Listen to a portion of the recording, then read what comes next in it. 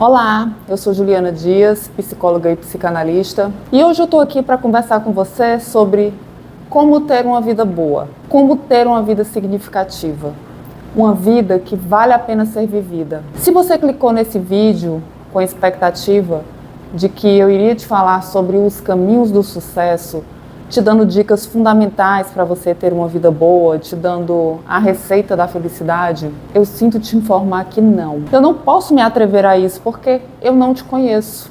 Eu não faço a menor ideia de quem você é. Eu não sei do que você gosta, eu não sei de onde você veio, eu não sei nada sobre os seus pais, sobre a sua infância. Eu não sei o que é importante para você. Eu sei o que é importante para mim, mas para você não. E mesmo que você fosse o meu paciente e que eu conhecesse uma grande parte da sua história, eu também não ousaria dizer sobre o que você deveria fazer para ter uma vida boa. Talvez nesse caso, se você fosse o meu paciente, eu poderia te ajudar te apontando o que eu percebi no teu discurso, na sua fala, nas suas afetações, na sua forma de enxergar a vida e que poderia contribuir para que você fizesse boas escolhas, boas apostas na vida. E mesmo assim, mesmo eu tendo te escutado e mesmo sabendo um pouco sobre você, qualquer opinião que eu desse ao teu respeito não teria garantias. Esse é um ponto interessante porque na vida não há garantias de nada. A única certeza que a gente pode ter na vida é que um dia a gente vai morrer. No resto, a gente pode fazer planos, a gente pode apostar no relacionamento, numa atividade profissional, mas não há garantias de nada. Não há garantias de que o seu relacionamento amoroso vai durar para sempre. Não há garantias que o seu trabalho dará lucros. E é essa falta de garantia que muitas vezes nos gera sofrimento, porque a nossa mente anseia por garantias, a nossa mente anseia por verdades, por explicações que justifiquem as nossas mazelas, as nossas fraquezas, porque a vida real, vamos combinar, ela pode ser caótica, ela é contraditória, a gente acorda todos os dias tendo que vencer o nosso próprio sono. As demandas da vida já existem a partir do momento em que acordamos. Tem boleto para pagar, tem comida para comprar, temos pessoas que dependem da gente, que demandam a nossa atenção, a nossa energia, a nossa libido. E se nós não conseguirmos encontrar um caminho, descobrir uma rotina, um ofício que faça pelo menos o nosso corpo suspirar, que faça a nossa alma sorrir, a vida se tornará pesada. Portanto, se você achar que deve seguir uma vida que foi imposta por um terceiro, que pode ter sido o seu pai, a sua mãe, o seu terapeuta ou a cultura, tudo bem. Mas será que esse outro que te impõe ou até sugere uma forma de viver sabe sobre os teus anseios? Será que esse outro sente o que se passa nas tuas entranhas? Será que ele sabe sobre os teus desejos? Talvez você esteja dando muito crédito para a forma de viver que é imposta ou que é sugerida por alguém, porque no fundo todo esse crédito que você dá para uma outra pessoa que supostamente sabe mais sobre você do que você mesmo, é justamente porque nem você sabe qual forma de viver te afetaria melhor. Será que todas as pessoas bem-sucedidas na vida tiveram a mesma trajetória? Ou será que essas pessoas que se consideram bem-sucedidas tiveram a confiança de seguir as suas próprias afetações, por conhecerem os seus próprios impulsos? A reflexão que eu estou tentando gerar é a seguinte: se eu não entender que eu sou um sujeito único, que me construí de forma singular, de que a configuração do meu corpo, dos meus afetos, dos meus pensamentos é única, assim como a minha impressão digital, eu nunca vou entender também que a forma de viver que me fará bem também é única. Portanto, ninguém poderá assegurar caminho algum para mim, porque a única pessoa capaz de conhecer acerca das minhas afetações sou eu. Existe uma pergunta que é muito utilizada na psicanálise, que é: você quer o que você deseja? Sim, porque eu posso desejar muito algo, mas não querer que esse algo se realize, por diversas questões. Por questões morais, por questões religiosas, por questões éticas. Eu posso desejar muito uma coisa e não ter coragem de realizá-la. Pode ser por vergonha, por medo do que vão falar de mim. Eu posso desejar muito uma coisa e não realizá-la, porque muitas vezes, inconscientemente, eu não me acho merecedora. Daí eu começo a me sabotar. Eu começo a procrastinar. Percebe? Muitos filhos não se sentem merecedores em terem uma vida próspera, por exemplo, porque dentro do modo de pensar da sua família de origem, o dinheiro era visto como algo sujo.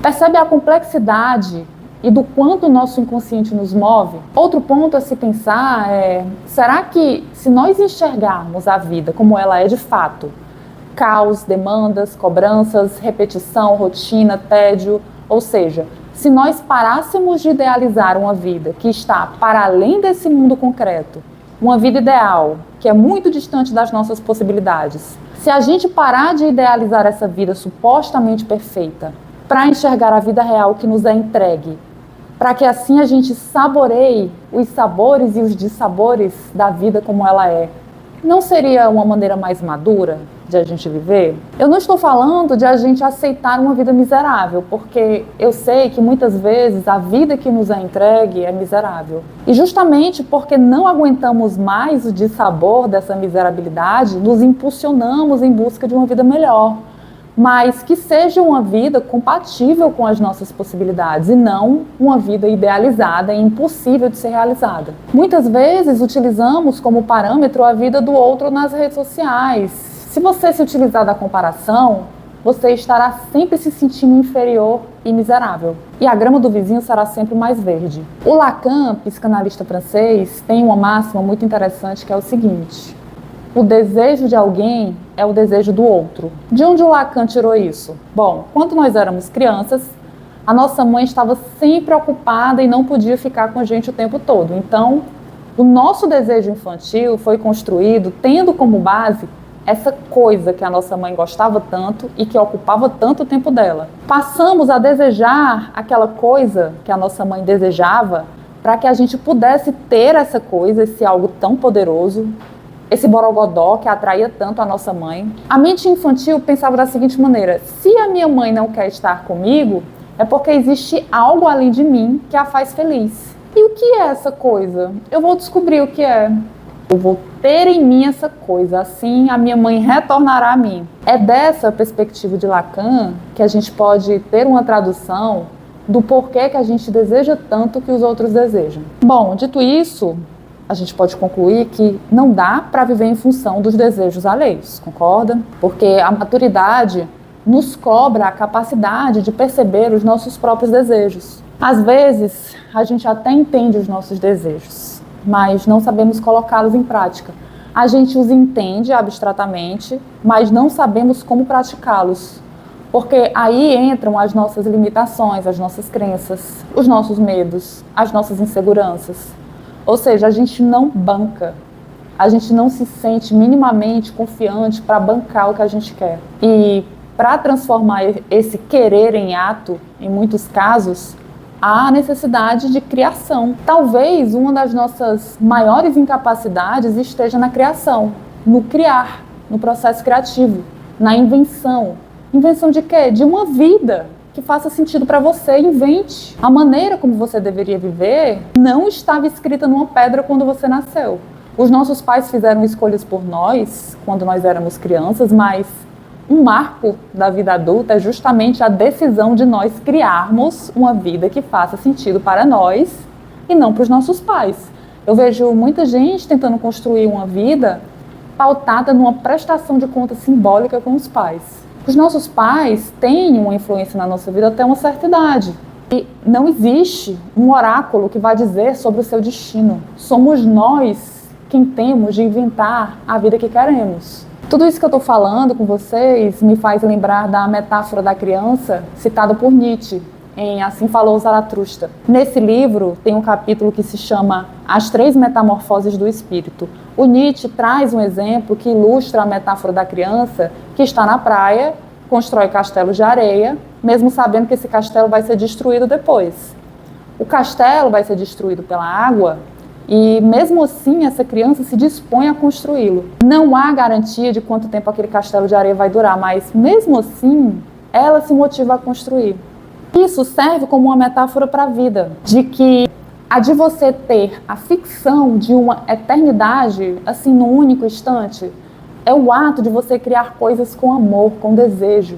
como se elas fossem durar para sempre, mesmo que no fundo você saiba que um dia elas possam acabar.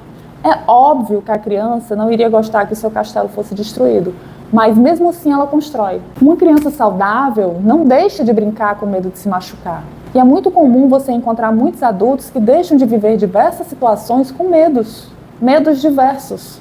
Deixam de viver, deixam de sentir, porque já pensam no fracasso, já pressupõem uma rejeição. E isso é o grande mal da ansiedade no mundo. Adultos que se anulam e preferem a vida morna, uma vida sem muitas oscilações emocionais e sem afetações. E fazem isso porque não construíram a capacidade de lidar com as incertezas, com o contraditório. Portanto, a gente deveria reaprender a ser criança, a escutar os pedidos do nosso corpo. O que o nosso corpo pede? O que a nossa alma anseia? Mas perceba como a linha é tênue, porque, por um lado, nós deveríamos aceitar a vida enquanto caótica e contraditória, mas, por outro lado, amá-la. Porque é somente amando a vida que conseguimos ter alma para co-criá-la. Somente amando esse caos e essa contradição que é a vida é que podemos ser criativos para reformá-la à nossa maneira. É como um chefe de cozinha que, em meio ao caos da cozinha, onde há muita sujeira, há muitas demandas, há muita gente, há muitos pedidos, há também muitos ingredientes, muitos sabores. E ele, o chefe de cozinha, em meio a esse caos, consegue criar pratos maravilhosos, suculentos, sabores únicos, deliciosos. Assim é a vida. Então, meus amigos, a vida boa é a que você prepara para você. Então, ouse em preparar o cardápio que te apetece. E bom apetite! Eu vou ficando por aqui. Compartilhe esse vídeo com alguém que você ama e até a próxima.